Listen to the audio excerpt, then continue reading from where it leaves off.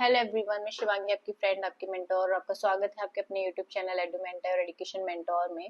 आप सबको पता है कि यूपी के रजिस्ट्रेशन आज से स्टार्ट हो रहे हैं। रजिस्ट्रेशन का ही शेड्यूल आया है और चॉइस फिलिंग के रिगार्डिंग अभी भी कोई शेड्यूल नहीं आया है, लेकिन रजिस्ट्रेशन को ध्यान में रखते हुए हमें क्या क्या डॉक्यूमेंट्स रेडी करने हैं और रजिस्ट्रेशन में क्या क्या डॉक्यूमेंट अपलोड होंगे उसके बारे में हम डिस्कस कर लेते हैं।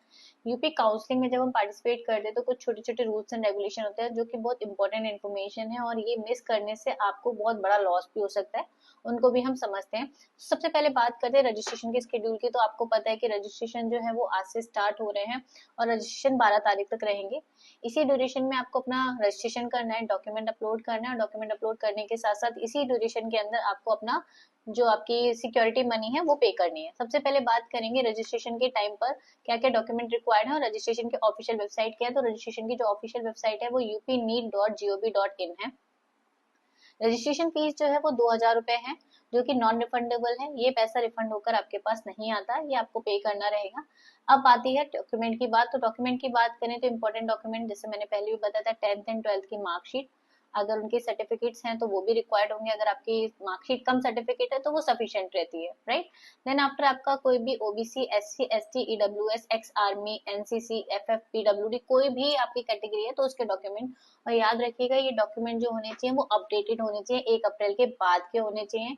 आगे अगर हम बात करेंगे ओबीसी, एससी, एसटी के सर्टिफिकेट की, तो ये सर्टिफिकेट स्टेट के होने चाहिए, सेंट्रल वाले नहीं चलते हैं इसके अंदर, इस पे भी आपको ध्यान देना होगा। डोमिसाइल सर्टिफिकेट लागू होता है लेकिन गवर्नमेंट वाले स्टूडेंट्स के लिए, प्राइवेट के लिए डोमिसाइल रिक्वायर्ड नहीं है, क्योंकि प्राइवेट जो यूपी है वो एक ऐसा स्टेट है जो ओपन स्टेट है, तो यहाँ डोमिसाइल का कोई क्राइटेरिया या बेनिफिट नहीं मिलता है। तो अगर आप गवर्नमेंट के लिए चॉइस फिलिंग करोगे तो आपको डोमिसाइल सर्टिफिकेट रिक्वायर्ड होगा। अब बात करेंगे सिक्योरिटी मनी की। तो सिक्योरिटी मनी जैसा मैंने आपको बताया था, गवर्नमेंट के लिए जाएंगे तो 30,000 की सिक्योरिटी मनी है। अगर हम प्राइवेट मेडिकल की चॉइस फिलिंग करना चाहेंगे तो 2 लाख की सिक्योरिटी, लेकिन अगर आपने 2 लाख की सिक्योरिटी डाली है तो आप गवर्नमेंट, प्राइवेट, बीडीएस तीनों की चॉइस फिलिंग कर सकते हैं।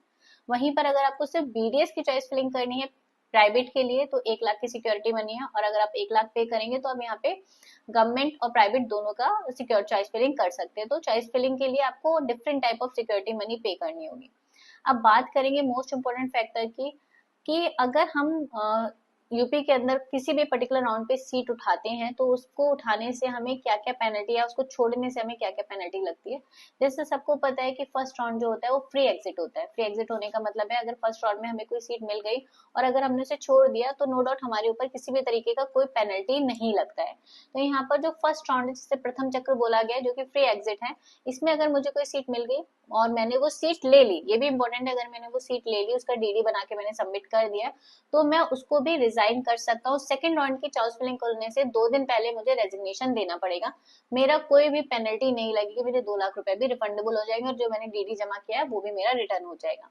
अब अगर सेकंड राउंड में सेम प्रोसेस में आए, सेकंड राउंड में मुझे कोई सीट मिली और मैं वो सीट उठा लेता हूँ, यानी मैं अपनी रिपोर्टिंग कराता हूँ, डीडी सबमिटेड कर लेता हूँ। अब मैं अगर वो सीट छोड़ना चाहता हूँ, देखिए इस केस में अगर आप वो सीट छोड़ना चाहते हैं तो आपको थर्ड राउंड स्टार्ट होने के 2 दिन पहले रेजिग्नेशन देना पड़ेगा। आप सीट छोड़ सकते हैं, आपका जो फीस डिपॉजिटिंग वाला अमाउंट है वो रिटर्न होगा, लेकिन जो 2 लाख की सिक्योरिटी अब वो आपकी रिटर्न नहीं होगी। अब आपको 2 लाख की पेनल्टी पे करनी पड़ेगी, बट आपको डीडी फीस जो है वो रिटर्न हो जाएगा, यानी यहाँ पर भी हम सेफ हो सकते हैं, सिर्फ हमारे 2 लाख का रिस्क होगा। अब आ जाता है थर्ड राउंड। अब क्या हुआ, मुझे थर्ड राउंड में मैंने पार्टिसिपेट किया और थर्ड राउंड में मुझे कोई सीट मिल गई।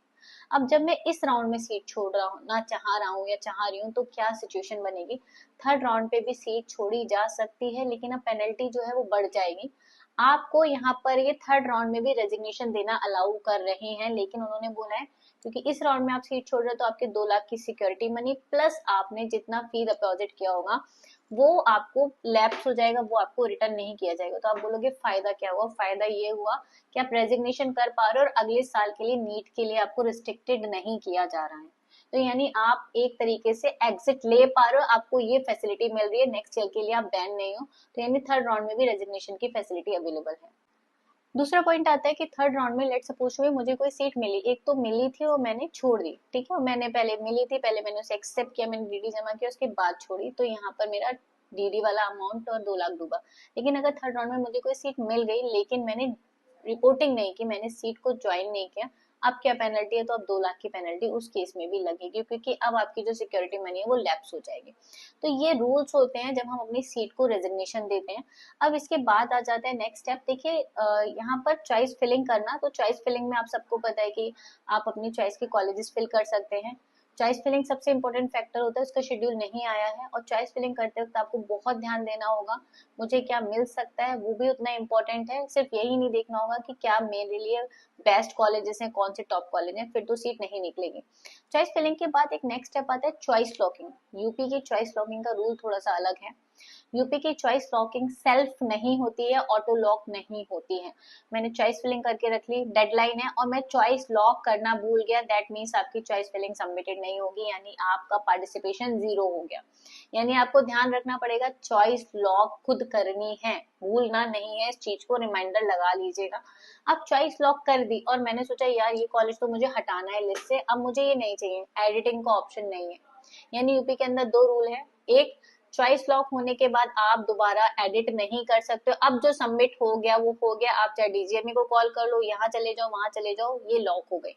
दूसरा, आप चॉइस लॉक सेल्फ करेंगे, ऑटो लॉक का ऑप्शन नहीं है। जहां पर एमसीसी ऑटो लॉक की फैसिलिटी देती है, अगर मैं भूल भी गई तो मेरी चॉइस लॉक ऑटोमेटिकली हो जाएगी। वहां बिहार पॉसिबिलिटी देता है एडिट करने का, बट यूपी में ये नहीं है। इसीलिए मैं बोलती हूँ हर स्टेट की काउंसलिंग एक जैसी नहीं होती, हर स्टेट का रूल अलग अलग है। तो ये बात आ जाती है चॉइस लॉकिंग को लेकर। ये मेजर पॉइंट्स हैं, जब आपको रजिस्ट्रेशन करना है, चॉइस फिलिंग करनी है, आपको इन सब चीजों का ध्यान रखना है।